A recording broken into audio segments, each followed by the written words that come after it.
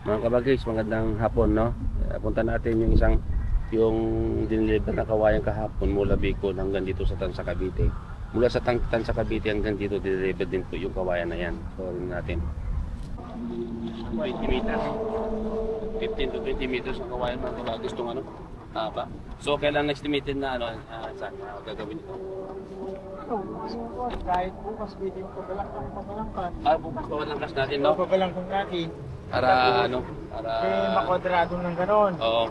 Kwadrado nila dito, nila naman sa laot yung malito dito. Okay.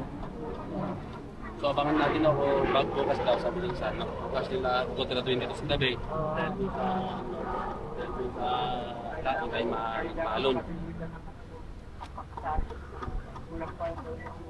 So bukas o kaya bukas ng umaga mga lansog bibili tayo ng tamang malalaki. Ito. Ayun.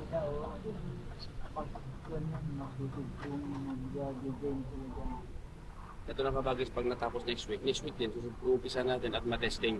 Ilawan natin yung mga maliwanag na ilaw para pupuntahan ng isda, no? Arak Ilocano, arakanti silaw. Tapos di isda no di silawan. Siyempre mga dudan, patayin mo di si. Well, masupot mo di sidan, patayin mo silawan tapos iangat mo di lambat. Nya, kanya. So abangan natin bukas ang pagkasimulan kasi mahirap ito. Mahirap ang pagkasimulan po ng mapatay dito sa dagat. So abangan natin bukas. Doon tayo ang simbulan dito sa may tampak Doon? Oo, yun. Malayo pa ito sa amin. So malayo pa. So abangan natin bukas. Makita niyo kabagis. Sinabi ko nung una na tayo pa napapagaling sa dagat. Malapit sa mga nakangkurahe na Paragono. So mga kabagis, abangan nyo bukas ang papatayan namin ng sapra. Sa mga hindi pa nakakaalam kung paano simple, kung paano gumite. Saka mo ilalagay yung net. Yung net na yon lagyan mo ng tali para sa kapabigat para pumunta sa ilalim. Ngayon, gagawin nila dito pagka iilawan nila sa gabi. Pag inilawan sa gabi, lalapit yung ilaw. Pag nandiyan ang isda sa may ilaw, sa kanila papatayin sa kayangat yung net. Kaya ito, ang ginagamit nila kawayan, hindi po bakal kasi pagka bakal, madaling marupok. Unlike pagka stainless o kawayan, mahirap po masira. So tingnan natin itong kawayan na tiniliver nila kagabi kabagis.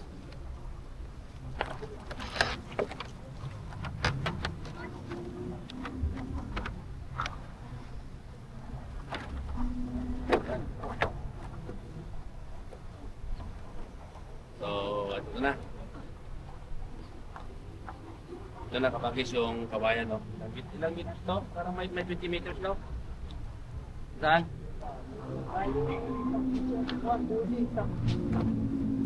Pa? Mga 20 meters, no?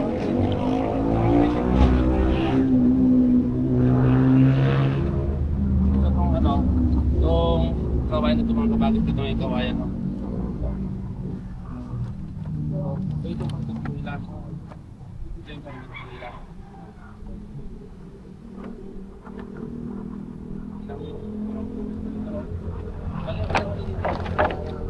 Ilang kinilala nila ako ng bata.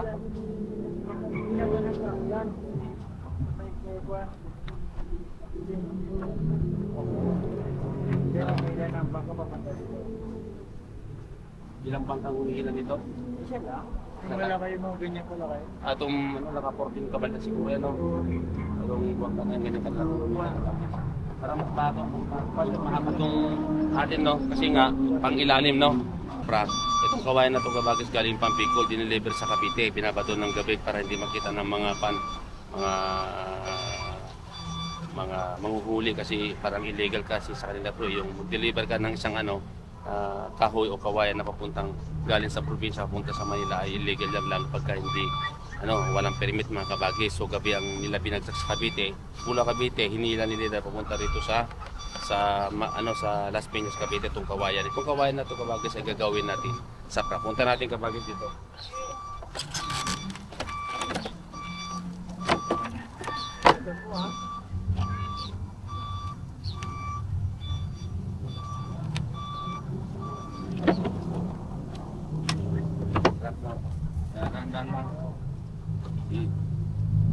Sanay ka ba sa mountain, ano? Mountain. So, di natin. Alam ko mga daanan to. May mga kawayan dito na ano din, no? Na pinili ng iba. Ayan, ayan, ayan. Ha? So, mga bago sa atin. Itong kawayan kabagis, no? Ito yung itutusok doon sa dagat, malalim, mga 15 meters deep, kung saan, no? Doon tayo gagawa ng sapra. Yung sapra na ito kabagis, ito yung gumawa ka ng isang minute malaki, no? Gagawin mo na itong square, tapos halimbawa, ang gusto mo is pagkaris gumawa ng sapra. Yung sapra na to, maraming isda po ito na ano, mahuli. Paggabi, iba't ibang klase, may bangus, may tilapia, may supo, may alamang, may pusit, talakito, may pusit. So, nika-classify natin, no? Pag napatayo ito at nakakuha tayo, i-classify natin yung isda na makukuha natin sa natin ibenta sa public market. So, marami-rami itong kabagis. Hindi naman ito per kilo, kundi banya-banyera na kukuha dito. Sa mga nanonood sa akin sa Rex Adventure, maraming salamat sa walang sawang panonood. At sa mga incoming followers ko pa sa Rex Adventure dito sa YouTube. Maraming salamat po, bye-bye. Sa next ulit, bye-bye!